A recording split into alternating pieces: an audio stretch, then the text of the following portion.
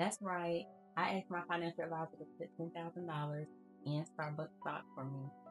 He said no. And do you know it would have been $209,000 today? If I had invested $10,000 in Starbucks in the spring of '08, it would be $209,000 right now. That's right, $209,000. Let me tell you what happened. I was working for a manufacturing company, and on my way to work, a part of my journey included stopping at Starbucks.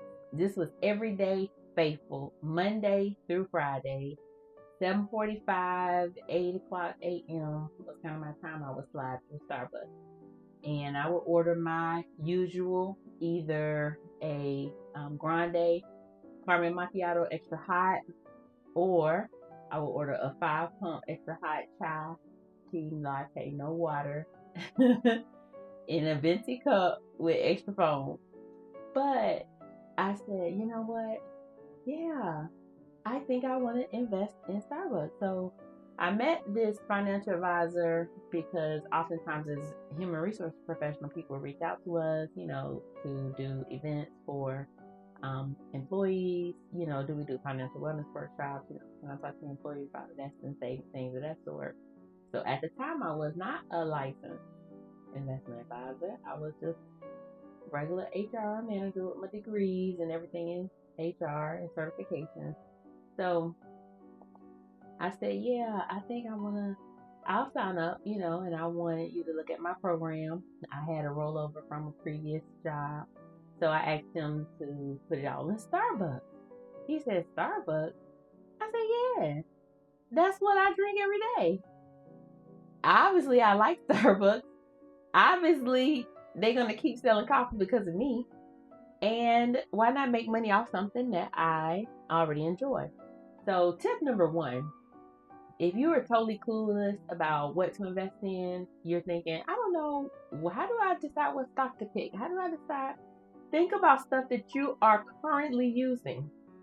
Do you brush your teeth? What type of toothpaste do you use? Who owns that company? Do you wash your face? What type of cleanser do you use? Who owns that company? Do you drive a car? Who owns the company?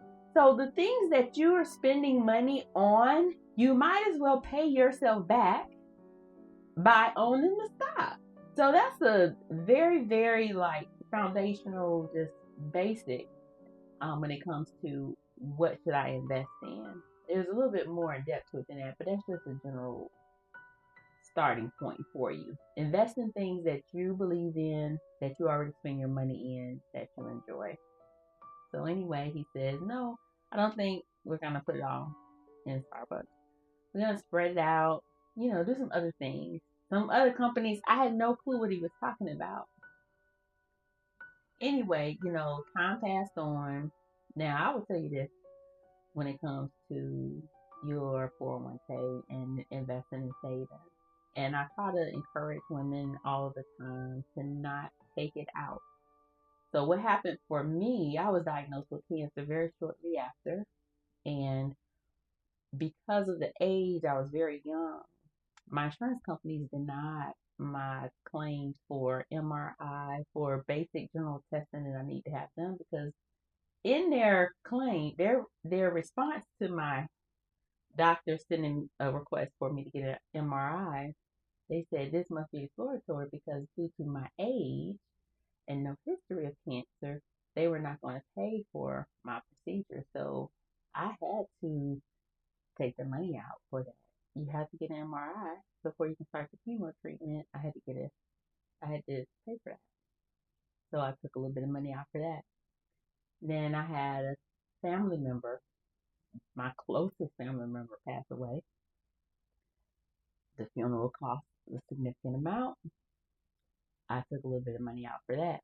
So when you have emergency savings saved up, you don't have to pull off of your retirement savings. This is why I stress this now. Do not dip into your 401k for non emergencies. You can combat that by having yourself a savings account, an emergency savings, some other type of savings that's not wrapped up into your 401k or your retirement.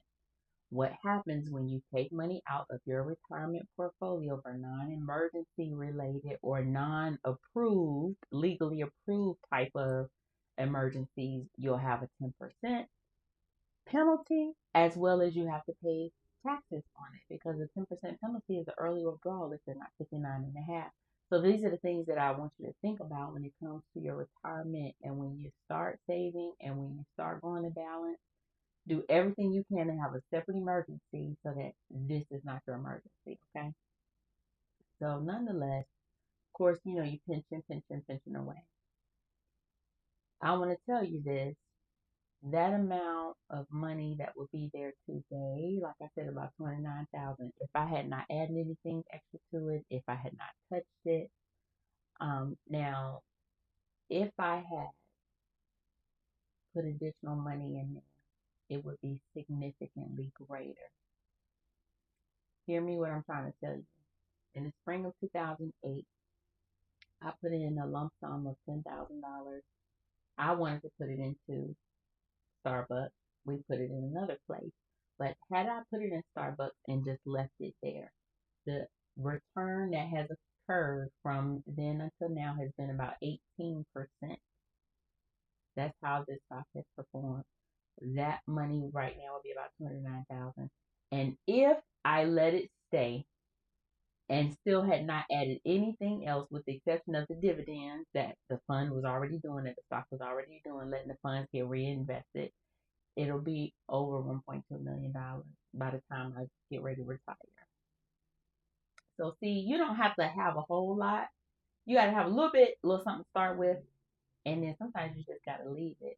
Now just think about, if I had taken the same amount of money to roll over from a previous job, and then I added a little bit to it every month, the interest would be compounding even more. This is why we try to help you to understand that the power of compounding interest, it works for you. I talked about first, for you, what do you invest in? Your instincts. Go with what feels good to you, what you need to do a little research on, but what what you already spend money on. That's one of the things, key indicators of what is good for you to invest in. Just because someone says no to your plan or what you may want to do, find out what your other options are, because sometimes diversifying is also a key. So putting $10,000 into one stock could be good if the stock does pretty well, but it also could be bad if the stock does really bad.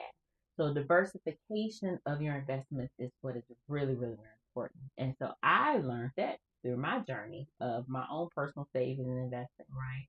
And then just as a human resources professional, helping people to understand, why do we need to diversify? Because different things are happening in the market at different times. So if you are in international stocks and bonds, and you're in domestic stocks and bonds, and then if you're in real estate stocks and bonds, and if you're in technology, as each of those periods have cyclical type of ups and downs, you're not subjected to losing everything all at one time because it's diversified. And then the third element key that I want to present to you is, when you are investing and contributing to your Roth IRA, your 401ks, the discipline with not touching it and the discipline of contributing. That's what maximizes your growth, okay? So just think about that as you are on your journey. If you've not started, you got to get started.